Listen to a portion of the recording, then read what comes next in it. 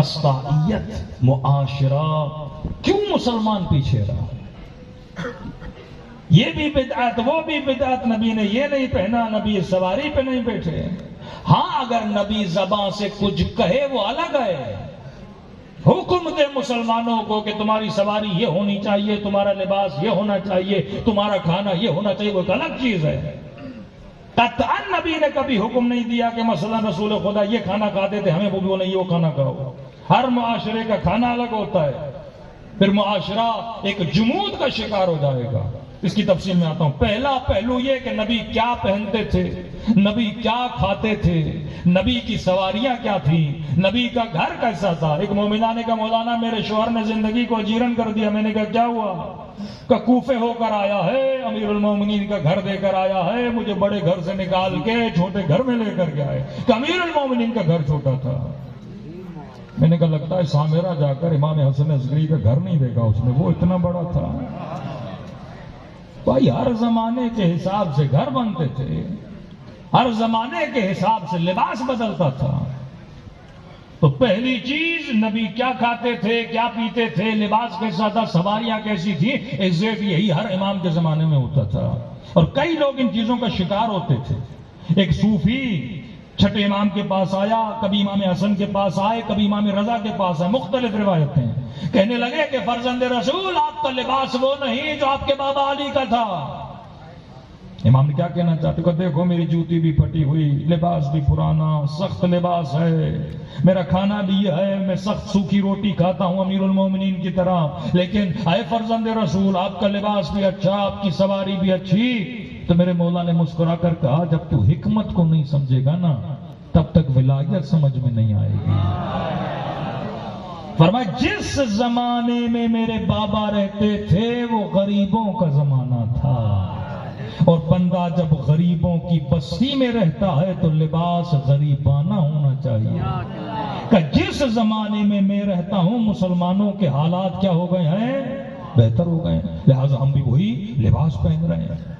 ساتھی سے منع کیا معصومین نے کہ وہ کام نہ کرو، یہ جہالت کے کام ہے۔ دوسرا پہلو اہل بیت کی زندگی کا، ایک پہلو کیا کھاتے تھے، کیا پیتے تھے، کس طرح سوتے تھے۔ دوسرا پہلو جو سب سے اہم پہلو اہل بیت کی زندگی کا وہ ہے اہل بیت کے بتائے ہوئے اصول۔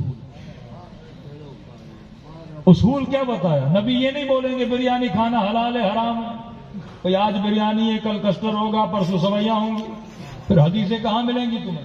کسی کو تو اجتہاد بولتے ہیں کہ میں نے زمانے کے حساب سے کیا دینا ہے، فتویٰ دینا ہے۔ نبی نے کیا بتایا؟ اصول بتایا۔ یا رسول اللہ دھوتی پہنوں کہ نہیں پہنوں، شلوار پہنوں کہ نہیں پہنوں، چوڑی پاجامہ پہنوں کہ نہیں پہنوں۔ اب ہر زمانے کا لباس بدل رہا ہے۔ یا رسول اللہ بالوں کے بڑے فیشن آ گئے، کوئی پیچھے سے بال منڈوا رہا ہے، کوئی چھوٹے رکھ رہا ہے، کوئی بڑے رکھ رہا ہے۔ آج کل تو بڑے فیشن ہے، کوئی کوے کی طرح، کوئی مرغی کی طرح، کسی کے بال اوپر کسی کے بال نیچے، سمجھ ہی نہیں آ رہی حلال کیا ہے حرام کیا ہے۔ یا رسول اللہ کپڑے کون سے پہنوں، ٹائٹ پہنوں، کھلے پہنوں، بڑے پہنوں، بندے کو سمجھ نہیں آ رہی۔ جوتی کون سی پہنوں یا رسول اللہ؟ یہ جوتی جو سارے مسلمان اٹھا کے گھوم رہے ہیں پہنتا کوئی ویسی نہیں ہے۔ جوتی سے بڑا پیار ہے لیکن ویسی جوتی نہیں پہننی۔ یا رسول اللہ نبی کیا بتائیں گے؟ اصول بتائیں گے۔ اصول کیا ہے؟ کہ کھانا جو بھی کھاؤ نا اصول یہ ہے حلال ہو، طیب ہو، طاہر ہو۔ تین اصول دیکھ لو، دنیا کے کسی بھی کونے میں چلے جاؤ یہ تین چیزیں اگر تیرے کھانے میں پائی جاتی ہیں تو کھانا کھانا کیا ہے؟ صحیح ہے۔ اب سامنے بریانی پڑی ہے، پہلے یہ دیکھو حلال ہے کہ نہیں، مرغی کا گوشت ہے یا لاہور سے گدھے کا گوشت آیا ہے، یہ دیکھو گوشت کون سا ہے، حلال ہے کہ نہیں۔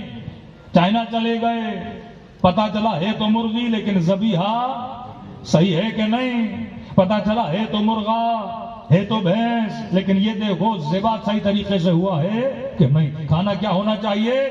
حلال۔ دوسری چیز حلال ہے لیکن یہ دیکھو طاہر ہے کہ نہیں۔ امام کے لیے شرط طہارت ہے نا، ہم کہتے ہیں امام وہ ہو جو کیا ہو، ہر نجاست سے دور ہو۔ کھانا بھی وہ کھاؤ جو نجس نہیں ہونا چاہیے. کھانا کیا ہونا چاہیے؟ طاہر ہونا چاہیے. مثلا گوشت آپ لے کر آئے لیکن خون لگا ہوا ہے، صحیح طریقے سے پاک نہیں ہوا. تیسری چیز یہ دیکھو طیب ہے کہ نہیں. طیب کسے بولتے ہیں؟ حلال بھی ہے، پاک بھی ہے، لیکن اکثر لوگوں کو نہیں پتا جو رسول نے فرمایا دیکھو طیب ہے کہ نہیں ہے. کبھی کبھی کھانا طیب بنتا ہے ذکر خدا سے. اور میں سفروں پہ بیٹھو بسم اللہ الرحمن الرحیم پڑھ کے کھاؤ. کھانا کھا لو تو ایک صلوات محمد اور آل محمد پہ بھیجو، جن کے صدقے میں خدا نے کائنات کو کیا کیا ہے؟ خلق کیا ہے.